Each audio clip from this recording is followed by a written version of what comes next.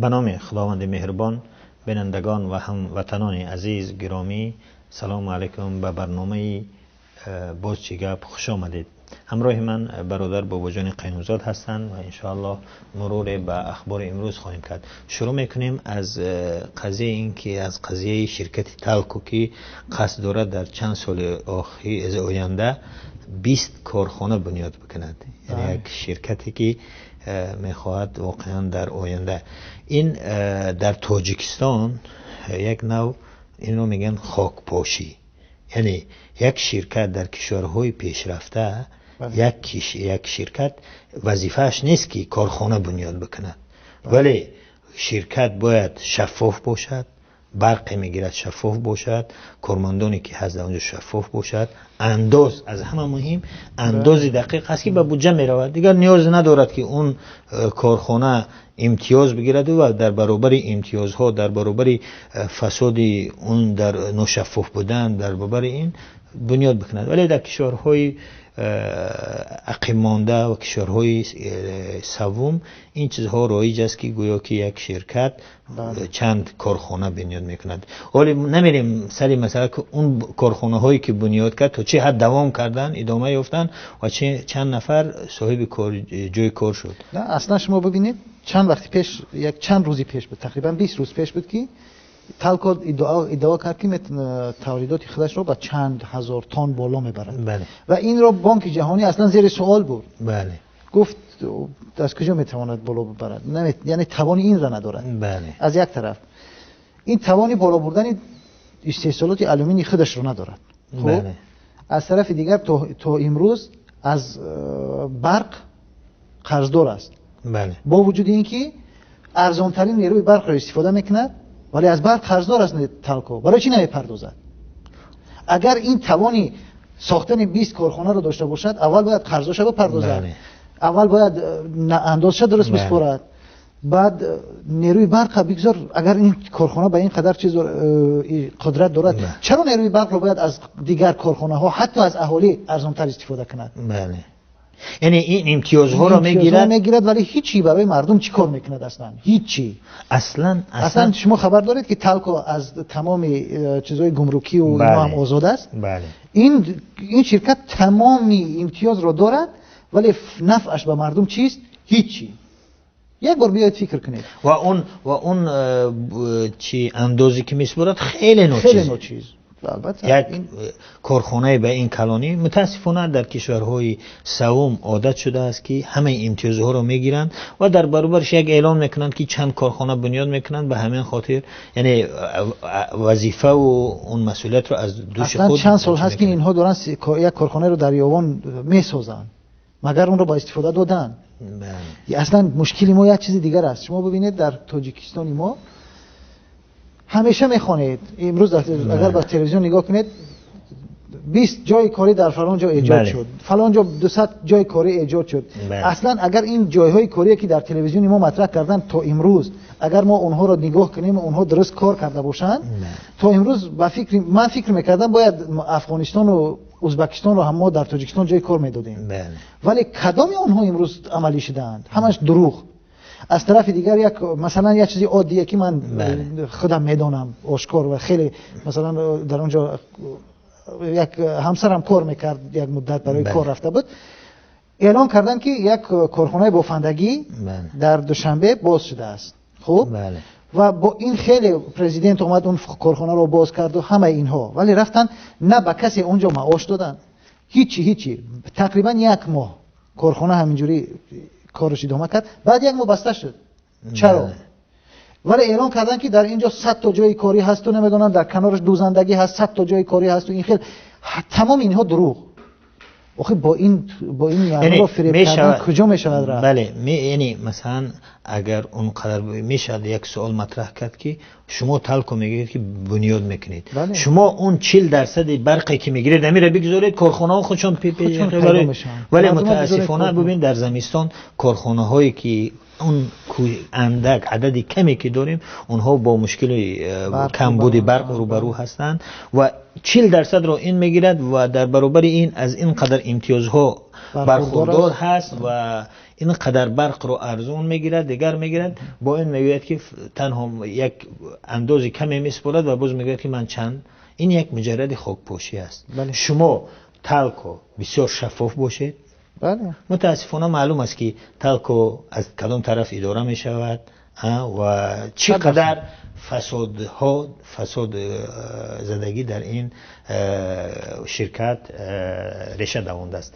به هر حال میایم باز خبر دیگر که در پی سفر رئیس جمهور به پادشاهی عربستان سعودی، مملکت عربستان سعودی، باز بعد در پی این سفر دامادی پرزیدنت شمس الله صاحبوف منصب نو گرفت. شمس الله صاحبوف که اون هم نماینده تجارتی دوشنبه در بریتانیا بود و هست و در برابر اون باز چه شد، اون رهبری انجمن ملی نمودهای زمستانه ورزش کشور انتخاب شده است. بله. یعنی یک کشوری داریم دامادها ماشاءالله خیلی زیاد هستند، فرزندان هم هستند، بله. در عروس ها هم هستند. یعنی این ملت آخر صاحب ندارد. این ملت چی است؟ آخر من تعجب میکنم واقعا. رستم امام علی در برابر اینکه رئیس فدراسیون، در برابر اینکه رئیس مبارزه با کروپسیا هست، بله. این چیزی نزد پرزیدنت، ولی بله. غیر این رئیس آژانسی است، حالا رئیس فدراسیون فوتبال. خب میتوانیم این را قبول کنیم چون که رستم خودش فوتبال باز بود. خب این ورزشکار بود، این یه چیزی. من مطمئنم شمس الله صاحبوف اصلا به ورزش زمستانه چی به هیچ ورزشی علاقه ندارد، ربط هم ندارد، ولی جای روغانی است. ولی آخر دیگر این مسخره بازی رو بگذارین کنار، بگذارین یک آدم متخصص بیاید رئیس فدراسیون این شود، بگذارید فرد بیاید در اینجا که بتواند یک چیزی سرش بشود از ورزش، از این بتواند برای ملت و برای کشورش کاری کند. آخه اینا هم فکر کنم نمیدونم شاید میخوان یا نه در آینده شوهیگری راه اندازی کنن مثل عربستان سعودی که رفتند و در آینده ولیعهد و اینها دیگر شاید تصمیم گیرنده حیاتی مردم ما میشوند. شاید نمیدونم. این رستم امالی با اون جوانی که دارد مسئولیتی چرا دارد فدراسیون فوتبال، بله، و همچنین مسئولیت و رهبری آژانسی ضد کروپسیا را دارد، مبارزه بر ضد کروپسیا، و همچنین وکیل است جوانترین ژنرال. بله. یک جوان به این حد وظیفه ها و منصب های کلان چطور وقت می‌یابد؟ و این یکی از خبرهای دیگری که در ما هم هست می شود صحبت کرد این است که فدراسیون فوتبال باز تاجیک به نزدیکی چی دارد، انتخابات دارد و احتمال است که دوباره. ولی سوال در این است که در این 4 سالی که رستم امالی از 2002 تا امروز مثلا رهبری این فدراسیون گرفته چقدر پیشرفت کرد؟ تاجیکستان تا حال پسترین زینه رو در رده کشورهای آسیای مرکزی و شوروی سابق دارد و در برابر این متاسفانه این هست داماد دیگری پرزیدنت اون جمال الدین نورالیف، اونم رئیس معاون اولی رئیس است و دخترش آزاده رحمان معاون اولی وزیر امور خارجی است و دولت علی سعیدزاده نیز از خیشمان نزدیک پرزیدنت است و حسن اسدالله زاده که دیگه معروف است. بله. و ما از سامانم که هیچ فرزند خردی پرزیدنت که هیچ خبر هم نداشتیم نفهمیدیم که یک چوپان گوسفند رو میچرخونده است. به همین خاطر فقط روسیه نمیرود. به همین خاطر نمیرفت است. پس این یک ما داریم محسوس به یک خانوادگی، یک کشور خانوادگی تبدیل شده است. واقعا همین خیلی است. و اونی که باید این هم درک کرد که اونی که معاون اول است یا معاون وزیر است از این خانواده، اون از صلاحیت و اقتدار که دارد از صلاحیت وزیر، خود وزیر هم بالاتر است. و چنانه که در یک سفارت در یک جای دیگر کار میکنن صلاحیتشون بالاتر است. درست است. فقط من یک چیز رو میخواهم، خب اگر میخواهند اینا شایسته بدن خودشون ثابت کنن، چرا نمیآیند با خبرنگاران آشکار مصاحبه بچین، بیاین روبرو با مردم شایستگی خودشون نشون بدن؟ ولی میبینیم که در وقتی که باید رهبری آژانس ضد فساد بیاد با همراهی ژورنالیستان صحبت کند، معاونانش میآیند، دیگران میآیند.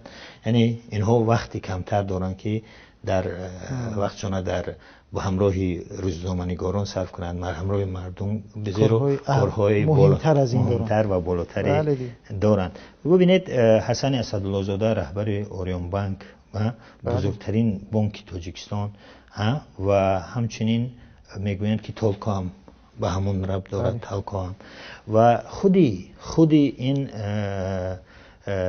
صاحب شمس الله هم وقتی سری زبان‌ها شده است در سامانه آزادگان آمده است که قبلا نامی اسم شمس الله صاحب کدامو دیسیم پرزیدنت زمان رسانه‌ای شد که عمرعلی قوات سابق رهبر گروه 24 ماه دکبر را بازداشت کردند و او گفت که این شرکت‌های فراز و تاجران از آن اون عمرعلی بودند ولی اونها از او گرفتند.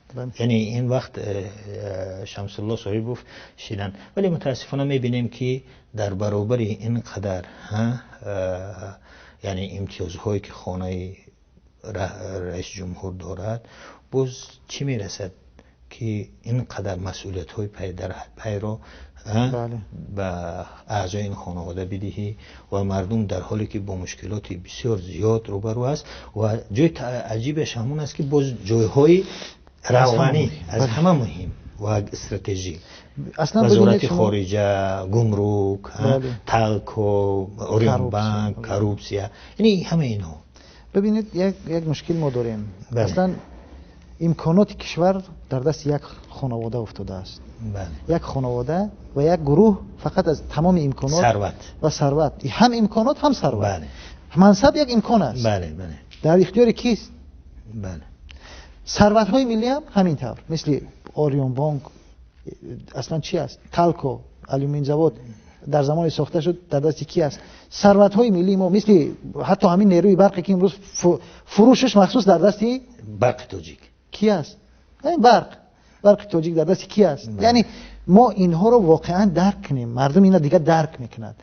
ولی من در این حیرانم، پرزیدنت کشور واقعا اگر میخواهد که نشان بدهد به مردم که او برای ملت خیر میخواهد، امروز تاجیکستان روز به روز در بحران اقتصادی فرو میرود، روز به روز بدتر میشود وضع مردم. خب در این شرایط با چنین کادرهایی که همش از یک خانواده باشن، همه از خش تبار باشن و هیچ کاری برای مردم نمیکنن، کجا رفته ایستاده ایم؟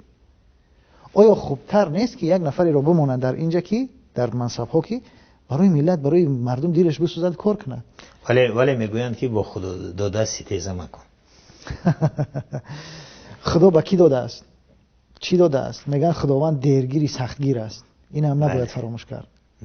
ولی واقعا شما ببینید ما یک چیزهایی را آمدیم از دین سوء استفاده میکنن که امروز میگن که من اینو هم در بسیار چیزای عجیب است واقعا. امروز آمدن میگن که پیشوای ملت و اینا میخوان از دین استفاده کنن، در حالی که ما رو متهم به این میکردن که نهضت اسلامی میخواهد که ما رو با عصر فلان برگرداند، به خاطر ما رو میخواهد این کند اون کند. اینها خودشون تمام ارزش های شاهیگری و نمیدونم عصر میانگی را آورده حاکم، بله اونا میخواهن حاکم کنند، در حالی که ارزش های دینی ما با ارزش های امروزی که به نام دموکراسی معرفی شدن هیچ تفاوتی ندارد، برعکس. همین ارزش ها عین ارزش هایی هستند که اسلام اونها را میخواهد. واقعا این اسلام اونها را پیشتر مطرح کرده است. ارزش عدالت اجتماعی، ارزش نمیدونم بر آزادی سودها، قوه‌های سودی و اجراییه و اینها، انتخابات، تمام اینها واقعا ارزش های اسلامی هستند. ولی امروز برعکس شده است. امروز آمدن یک گروه پیشوا چون اعلان میکنن به سمت شاهیگری میروند، اون ارزش های عصر میانگی رو امروز در جامعه ما عملا جاری کرده ایستادن در چوب قرآن و سنت رو. بله اینها رو عملا در ارزش های عصر میانگی ما رو عصر میانگی رو امروز در جامعه ما حاکم کرده ایستادن. برمیگردن ما رو میگن که ما اون رو به عصر میانه میبریم. این یک طرف. از طرف دیگر اونها تمام خانواده خودشون در اومده در حکومت میگذارن، ما رو متهم به این میکنن که اینها چی هستن؟ اینها نمیدونم تفریق نزاع قومی و ملی و نژادی و نمیدونم این وای میاندازن. خب یک حکومت کشور باید تمام مردم کشور بتونن در اونجا سهم داشته باشن در حکومت. چرا یک خانواده فقط؟ بله، در کشورهای عموما در کشورهای غیر دموکراتی اینها یک خانواده از تمام امتیازات برخوردار است و دیگر فرزانگان آنهایی که دلشون برای ملت میتپد در کنج زندان هستند، بیرون از کشور هستند یا که در داخل تاجیکستان هستند و در زیر فشار هستند و چیزی از هر چیزی گفته نمیتونم که متاسفانه در یکی از چیز دیگر خبرهای دیگر این است که برادر عزیزمون عبدالمنان شیرالیف یک مطلب خیلی خوبه در سامانه پیام منتشر کرده است که به نامش حکومت و هنید دورشوی برای شاخ جنگی سخته، دورشوی برای شاخ جنگی سخته. حتما میگوید که شروع میکند مقاله رو به این طرح، حتما شاخ جنگ را دیده اید. وقتی رقیبان از شاخ زنی خسته میشوند به هم پشت میگردانند، دورتر میروند تا به شدتی بیشتری برگردند و ضربه آخران را بزنند. اکثر وقت یکی از رقیبان بعد یک چنین ضربه از پا در میآید. رقابت حکومت و هنید هم بالاخره به همین نقطه رسیده است. واقعا میگوید که این شاخزنی رو شما دیدگی هستید و رقیبان میزنن و بعد اون یک کمتر خسته میشن، دور میروند، بعد آخران ضربه را میزنن که در نتیجه در اکثر حالت ها یکی از اون پا میاد. اون میان بسیار تحلیل خوب میکند و میگوید که بستن حزب نهضت و تحت اعلام کردن نهضت و روانه کردن اکثر عددی زیادی بیش از 100 نفر از مسئولین این حزب به زندان ها، واقعا میگه هرچند یک ضربه جمهور پذیر برای حزب نهضت هم باشد ولی مصیبتی به سر آمده هم فایده های بهنید هم آورده است، درهای امکانات بزرگی رو برویش باز کرده است. ببینید چی میگوید، میگه گروه و شخصیت های زیادی در داخل و خارج وجود داشتند که هنیت را همدست حکومت میپنداشتند و از آن کنارگین میگفتند. شبهات این گروه رفع شد. یک فایده دیگر میگه این است که گروه های اسلامی هم از قبیل سلفی ها و تبلیغی و تحریری ها هنیت را خطاکار، کوچک و برای امت نالازم میپنداشتند. با رفتن هنیت از صحنه این گروه ها دارند عظمت آن را دارند درک میکنند. تنها نگاه به بحث ها در شبکه‌های اجتماعی کافی است تا درک کنیم که آنها علاقه حد اقل از تنقید هنیت دست کشیدند و عظمت هنیت را درک کردند. بعد میگوید که فعالیت های سیاسی و اجتماعی هنیت در داخل قطع شد و اگر مردم قبلا به آن اعتبار نمیداد به قطع شدن آن فرق را احساس کرده و از آن خواهند گفت. مردم عادی واقعا وقتی که حزب فعالیتی در داخل من شد بسیار چیزهایی شد مثل این پیشوهای ملت و قانونها و چه مردم درک میکنن که جای حزب نهضت اسلامی در جامعه تاجیک خالی است. باز میگوید که تبلیغات ضد نهضتی عصری میانگی حکومت که در واعظ و مساجد برآمده شده است بهترین پیار است که هنیت حتی آرزو کرده نمیتوانست. ببین هر روز در نمازهای جمعه درباره حزب نهضت محیدین کبیری همون چیزی که در وقتی حضرت پیامبر صلی الله علیه و سلم در مکه میرفتن میگفتن که مردم پیش فلانی نروید که بسیار خطرناک است. و مردم مدینه واقعا اون انصار که هستن وقتی اومدن گفتن که پیش فلان نزد فلان نروید، اونها گفتن چی باشد اون باید بشنویم. این مردم اینا دارن رکلام خیلی خوب میکنن حزب نهضت رو که کبیری و دیگر و واقعا میگن که اگر شما تنقید میکنید کبیری رو که او به ایران رفته است و شیعه شده است، چرا اون هیئتی بلند پایه که مفتی، رئیس کمیته دین و رئیس مرکز اسلام شناسی نزد پرنزدین هم شرکت داشتن، چرا اونها را نمیگوید؟ یعنی یک چیزی دوخورگی به وجود هست و واقعا یک رکلام خوبه برای حزب است. میگوید که از فایده های مهمی هست که واقعا میشود درباره این کمتر صحبت کرد. هجرت اعضای هنیت به خارج و فعالیت در آنجا گروه نوی سیاستمداران را به صحنه خواهد آورد که مدرنتر و آگاهتر خواهند بود. گروه های بزرگی به ایران، ترکیه، روسیه و اروپا رفتند. تجربه سیاسی، سیاست و فلسفه سیاسی این کشورها از هم کاملا فرق میکنند. تقسیم شدن اعضای هند به 4 طرف و کسب به تجربه های سیاسی در آنجا نه تنها نهضت اسلامی را قدرتمند میکند، بلکه برای حکومت هم بسیار گران تمام خواهد شد. واقعا هم همین چیز است. ببین درست است که حزب نهضت اسلامی یک ضربه خیلی سخت خود وقتی که 100 تن از مسئولین بلندپایه این حزب را روانه زندان کردند. بله. ولی این حزب ایدئه است. این حزب مردمی است و هزارها تن دیگر، صدها تن دیگر به همراه خانواده برآمدن رفتن اروپا، ترکیه، روسیه، دیگر جا و حزب نهضت امروز فعالیت خود را به نمایش داخته است و بهترین مثال اون هم حضور استاد محی الدین کبیری در کنفرانسی وحدت در اروپا، در دانشگاه ها سخنرانی که داشت استاد کبیری، در جلسه های اون OBC سخنرانی که داشت و همچنین نه تنها این. امروز شما ببینید ما میخواهید نمیخواهید نهضت اسلامی تاجیکستان در آینده باید روی این برنامه‌هاش کار میکند، به خصوص روی برنامه‌های اطلاعاتی مثلا رسانه‌ای. بله. روی برنامه‌های مثل تلویزیون، سایت، مجله، هفته‌نامه یا که روزنامه.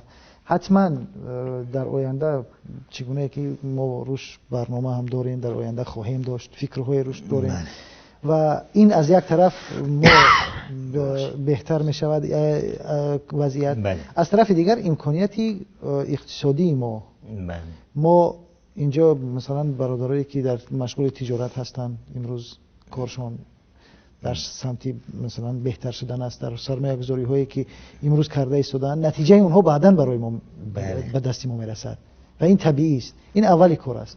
اونهایی که یکم مشکلات داشتند و نه در تاجیکستان میخواستن خدمت کنن نتونستند، امروز یک امکانات و شرایط بهتری را برای اونها در کشورهای دیگر مثل ترکیه و اینجاها با وجود آمده است که سرمایه‌گذاری های اونها در سالهای بعد نتیجه خود را خواهد داد، هم در اقتصادی هم از لحاظ معارفی. این امکانات رو در خود تاجیکستان نداشتن. بله طبیعی است. در اونجا اگرچه بعضی سرمایه‌های گذاریایی که اینجا الان با بعضی اون برادرها که میگن مثلا اون کارهایی که در تاجیکستان میکردن اگر در اینجا میکردن پیشتر و الان میلیونر شده بودن. اونها خودشون این چیزا میگن. ولی این نتیجهش در سالهای بعد مشخص خواهد شد. و از طرف دیگر این در زمینه کادرسازی. بله.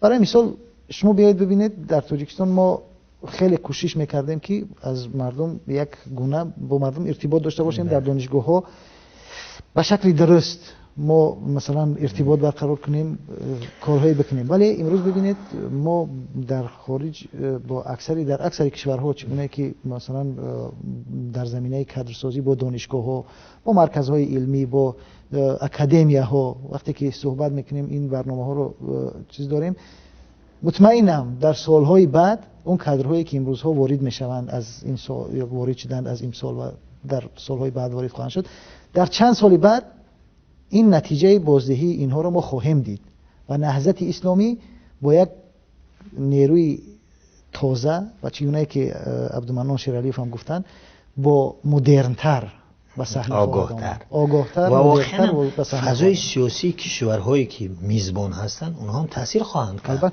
ببین در ترکیه که حزب نهضت اسلامی با همه حزب‌هایی که در ترکیه هستن، چه حزب حاکم، حزب سعادت، حزب جمهوری و حزب ملی، حزب کردها، با همه اینها روابط خوب دارد و این روابط دارد گسترش می‌یابد. این با مهارت سیاسی کادرهای حزب تاثیر خوب دارد و اونایی که در اروپا هستن، در ایران هستن. ما این رو نگوییم اینجا چون فکر میکنن که از خودمون داریم تعریف میکنیم.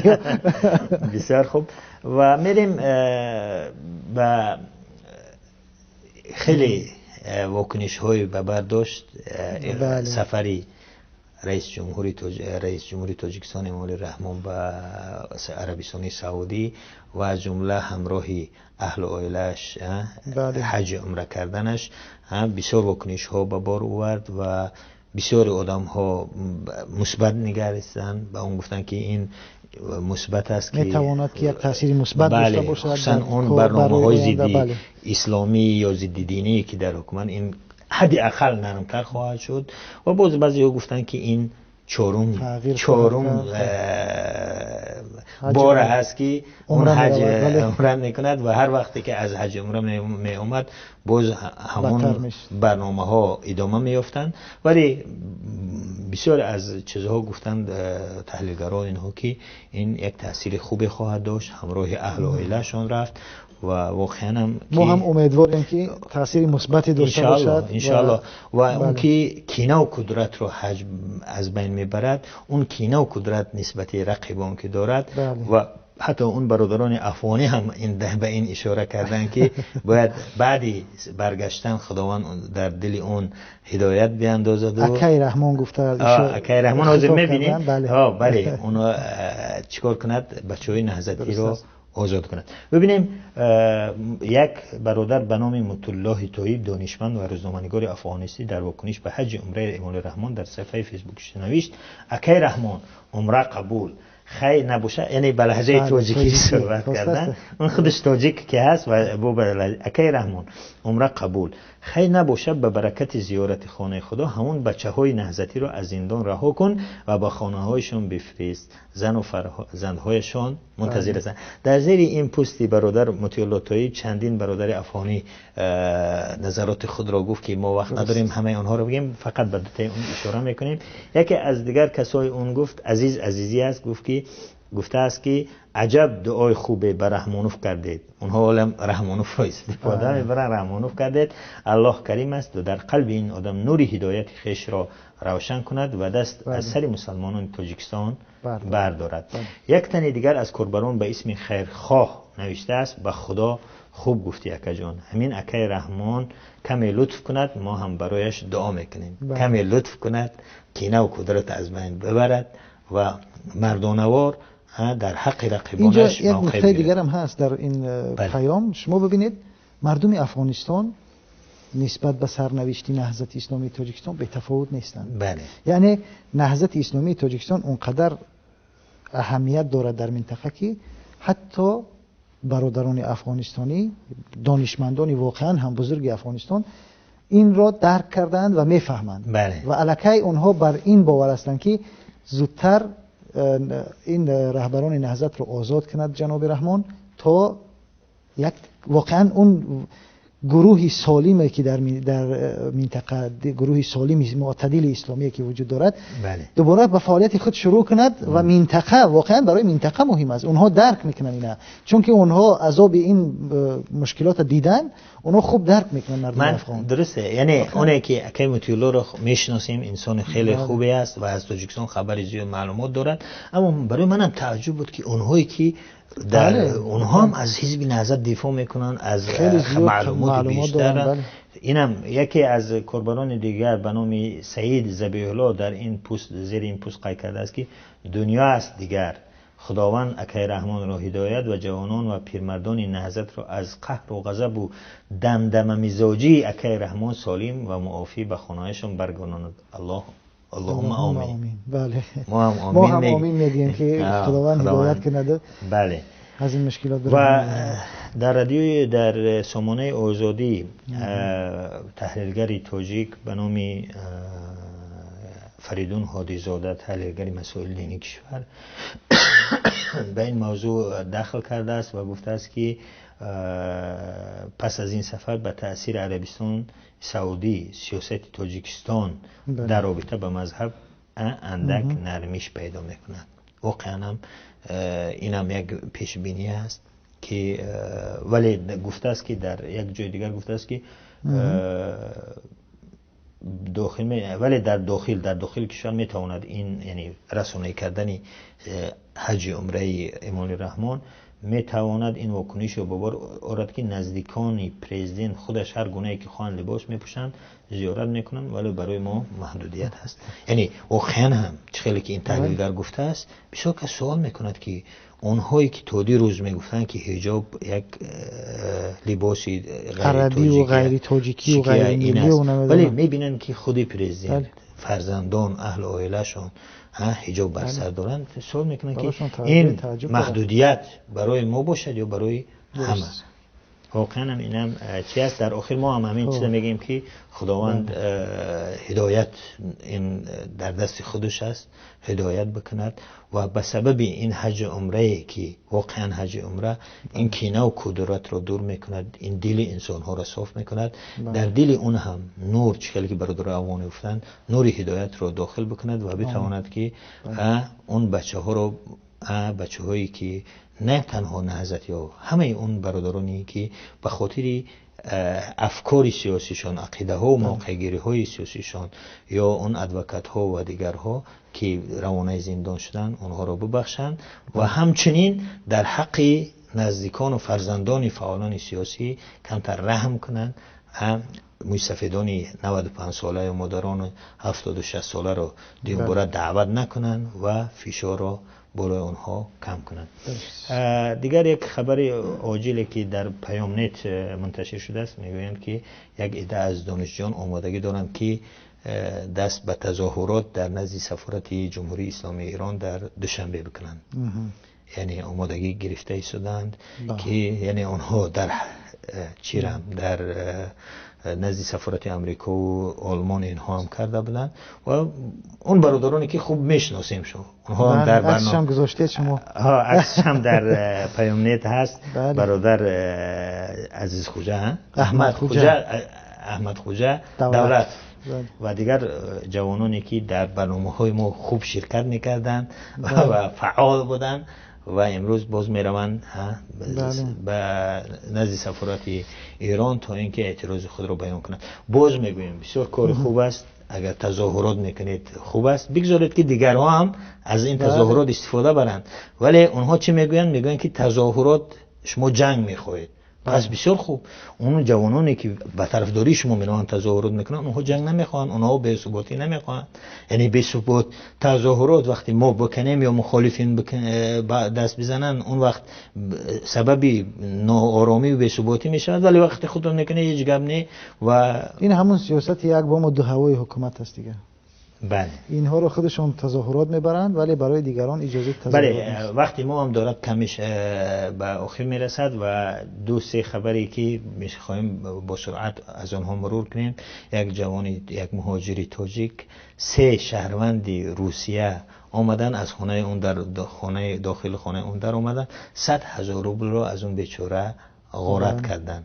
یعنی تودی روزه همیشه رسانه‌های روسی میگفتند که تاجیک ها غارت میکنند، میربایند و کارهای بد میکنند و مخدرات خاک و بلا، ولی امروز میبینیم که برعکس اون شهروندان روسی هستند که به خانه هجوم میکنند و از اون بیچاره مهاجری تاجیک. این همش نتیجه بحران اقتصادی است که امروز در روسیه با وجود آمده است و تاجیکستان را هم در کام خود فرو برده است. ما گفتن نماند در شاید خبری بعدی من به همین ربط داشته باشد. حکومت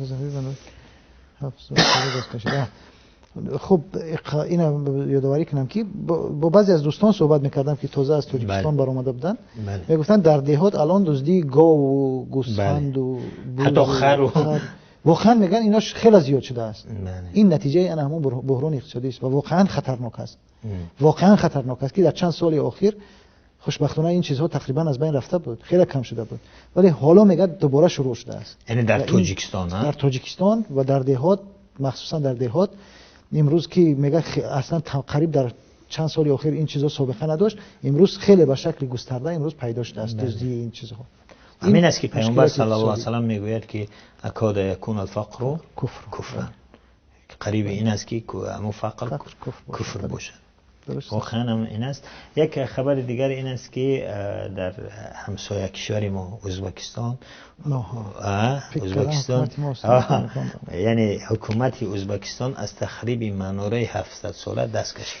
یعنی در اونجا مردم شکایت نویسند، مردم محل که این میراث تاریخی است، دیگر است و در پی اون حکومت یک کمیسیون تشکیل میکنند، رفته ببینن و میبینن که این خلاف معیارهای حفظی آثار باستانی است و واقعا هم اینم دلیل همون است که باز مردم از حقوقش دفاع کرد، از آثار باستانی خود دفاع کردن و حکومت هم به این حقوق آنها ارج گذاشت و هر جایی که مردم آگاهتر می شوند، از حقوق خود بیشتر می فهمند، حکومت هم در برابرش اقدام های خوبتر انجام می دهد. یعنی امیدواریم که این چایخانه راحتی ما را هم حداقل خراب نکننده، بمانند یک میراث در اونجا بماند برای مردم. حداقل اگر تاریخ چند صد ساله هم ندارد، چون که دوشنبه ما خودش شهر جوان است، ولی میتواند این برای میراثی باشد برای آیندگان ما. مثل اون میراثی که از وقت شوروی در نزدیک چی بود اون کندن بردن. بله، اون نشانی تاجیکستان سوسیالیستی رو کنده بردن. بله، یعنی من وقتی که خبرهای اون زمانه را، وقتی که همین نشانه را میدیدم، هوشم میرفت به اون زمان شوروی، دوران شوروی، دوران کودکی که در هر یک اخبار اون نشان بود. و واقعا هم این باید حکومت در مسئله حفظی آثارهای باستانی باید تلاش بیشتر بکنند و اهمیت بدهند ان شاء الله. در ما دیگر محیدین کبیری نیست که به خاطر 4 درخت اون را بسود بکشن و دیگر کسی نیست که در این باره هم شکایت بکند که چرا شما این خواهش میکنیم دیگران رو بسود نکشید به خاطر این آثار باستانی، ولی خودتان حداقل کاری کنید که این آثار حفظ کنید. بله، یک خبر خوشی که هست، بابای تیلا، پدری 95 ساله استاد محیدین کبیری، از یک طرف خوش و از یک طرف دیگر بازم درست است. ولی به هر حال این که باز گشت است، اون را از داخل هواپیما منع کردن، برآوردن و اون رو نگذاشتن که به ترکیه به زیارتی نیبرگان خود و به خاطر تبابت و دیگر نماندن به ترکیه پرواز بکند و اونو گردن بردن و الحمدلله که صحت و سلامت به فیض آباد رسیده است.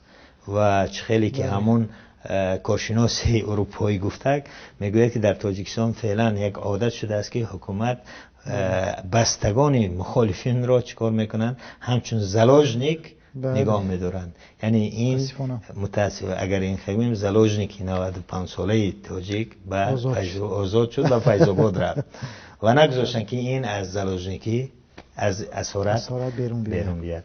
باز انشالله امید داریم که بعد این سفری رئیس جمهور به عربستان سعودی و ادای حج عمره، سیاست های حکومت در برابر ملت، در برابر ارزش های اسلامی دینی نرمتر شود و کم ترک باشد، هم در حق مردم دست درازی نکنند، حق مردم رو حداقل رعایت بکنند و ارج بگذارند. ولی متاسفانه یکی از اقدام هایی که بعد این سفر دیدیم این است که باز یک اقدام عجیب که دامادی رئیس جمهور باز یک مقام نو گرفت که شاید این هم تأثیری همین سفر باشد. خب دوستان گرامی، این بود برنامه بازشگب. تا بازدید، خدا حافظ.